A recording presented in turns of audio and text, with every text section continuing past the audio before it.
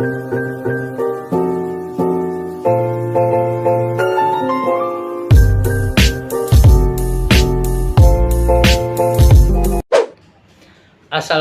warahmatullahi wabarakatuh. Kami dari kelompok 3 sesi 2 ingin mempresentasikan bab 3, yaitu tentang pengaruh kemajuan iptek terhadap Negara Kesatuan Republik Indonesia. Berikut kelompoknya.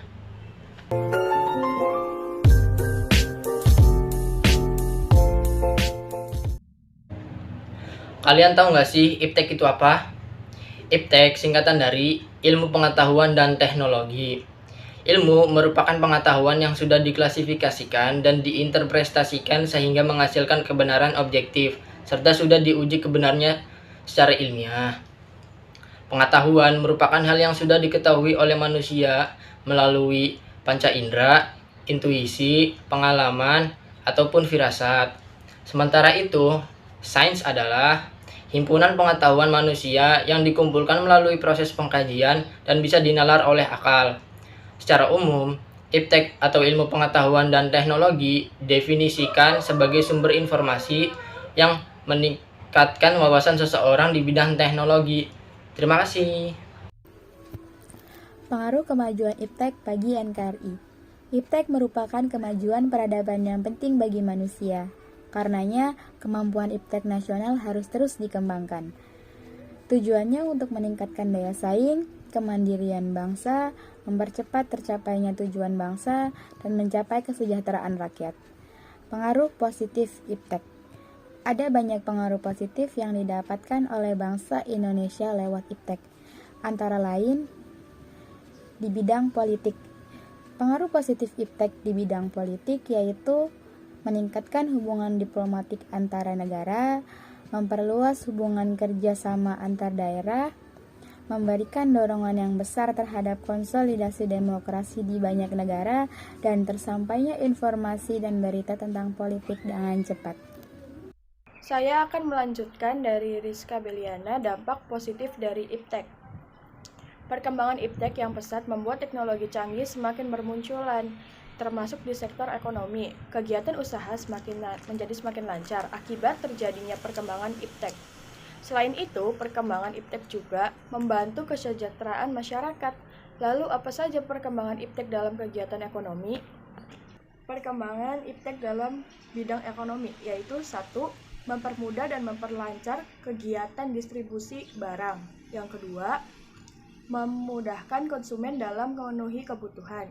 Yang ketiga, meningkatkan investasi asing atau penanaman modal asing di negara sendiri. Yang keempat, mendukung kegiatan produksi mulai dari bahan baku, mesin produksi, dan lain-lainnya. Yang kelima, terbukanya pasar internasional bagi hasil produksi dalam negeri. Perkenalkan, saya Natasha.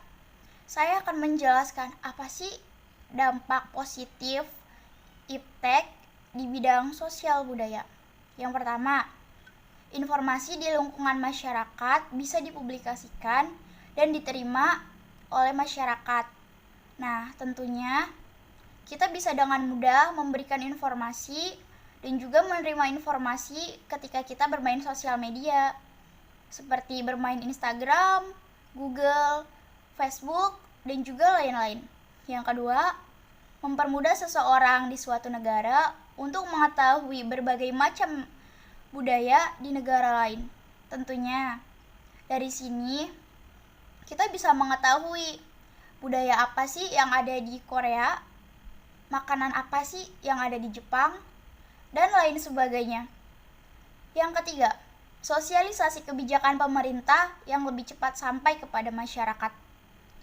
Tentunya informasi yang disampaikan oleh pemerintah seperti sekarang contohnya sosialisasi tentang vaksin, sosialisasi tentang coronavirus akan lebih cepat dengan menggunakan sosial media. Karena hampir seluruh kalangan masyarakat pastinya mempunyai sosial media dan memiliki teknologi seperti handphone. Baik, saya juga akan menjelaskan tentang dampak positif iptek di bidang hukum, pertahanan, dan keamanan. Yang pertama, memperkuat pertahanan dan keamanan, supremasi hukum, demokratisasi, dan tuntutan terhadap pelaksanaan HAM. Tentunya kita tahu pertahanan seperti apa sih yang dulu kita lakukan saat zaman penjajahan Belanda dan Jepang. Hanya menggunakan senjata bambu runcing sebagai pertahanan kita. Tentunya di era sekarang, teknologi untuk pertahanan seperti senjata-senjata untuk keamanan negara lebih canggih dan juga lebih hebat daripada teknologi yang dulu. Kemudian, yang kedua ada memperkuat regulasi hukum dan pembuatan peraturan perundang-undangan yang memihak dan bermanfaat bagi masyarakat banyak. Tentunya, dengan banyaknya teknologi sekarang, kita dapat mudah mendapatkan informasi dan hukum juga lebih transparan tentang penerapannya kepada masyarakat. Yang ketiga, menguatnya tuntutan terhadap tugas-tugas penegak hukum yang lebih profesional, transparan, dan bisa dipertanggungjawabkan. Dengan adanya handphone dan juga sosial media, tentunya kita lebih tahu seperti apa sih tugas aparat-aparat keamanan negara, seperti apa sih tugas-tugas ya keadilan yang mereka tegakkan. Jika memiliki kesalahan sedikit saja, pasti akan ramai diperbincangkan di sosial media. Dari situ, tugas tuntutan terhadap penegak hukum lebih transparan dan juga jika ada kesalahan bisa dipertanggungjawabkan karena ada bukti dan juga masyarakat banyak sudah tahu tentang kesalahan apa sih yang mereka buat. Sekian dari saya. Terima kasih. Saya Nanda Permatasari akan menjelaskan dampak positif iptek dalam bidang pendidikan. Yang pertama, agar informasi yang dibutuhkan menjadi lebih cepat dan lebih mudah dalam mengakses tujuan pendidikan. Yang kedua, inovasi dalam pembelajaran tumbuh di hadapan e-learning, inovasi yang lebih memudahkan proses pendidikan. Yang ketiga, kemajuan TIK juga akan memungkinkan pengembangan telekonferensi kelas virtual atau kelas yang tidak membutuhkan pendidik atau peserta didik dalam satu ruangan. Contohnya seperti daring atau pembelajaran online. Nah, kalau yang keempat, sistem administrasi pada lembaga pendidikan akan lebih mudah dan lancar karena penerapan sistem TIK. Yang kelima, munculnya media massa, khususnya media elektronik sebagai sumber pengetahuan dan pendidikan pusat.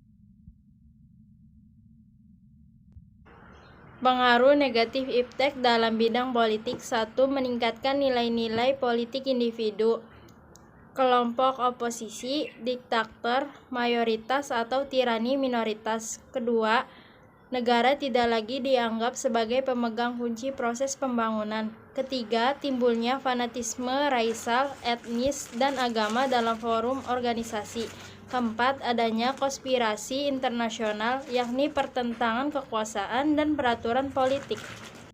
Pengaruh negatif iptek yang kedua dalam bidang ekonomi. 1. Produk lokal makin terdesak dan sulit bersaing. Kedua, perekonomian akan dikuasai orang asing cepat atau lambatnya. Ketiga, timbulnya kesenjangan sosial yang tajam karena persaingan bebas. Keempat, terjadi pengangguran bagi tenaga kerja yang tidak memiliki kualifikasi yang sesuai dengan yang dibutuhkan. Ya, saya Fitri Haryanti. Saya akan menjelaskan tentang pengaruh negatif iptek di bidang sosial budaya. Yang pertama yaitu munculnya gaya hidup konsumtif dan selalu mengonsumsi barang dari luar negeri. Ya, misalnya kita selalu mengikuti tren atau sejenisnya. Yang kedua, adanya sikap individualisme, yakni mementingkan diri sendiri dan tidak peduli terhadap orang lain. Yang ketiga, bisa mengakibatkan kesenjangan sosial yang semakin tajam antara yang kaya dan miskin. Yang keempat, munculnya gaya westernisasi, yakni gaya hidup yang selalu berorientasi pada budaya barat tanpa diseleksi terlebih dahulu. Yang kelima, lunturnya nilai-nilai keagamaan dan kehidupan bermasyarakat.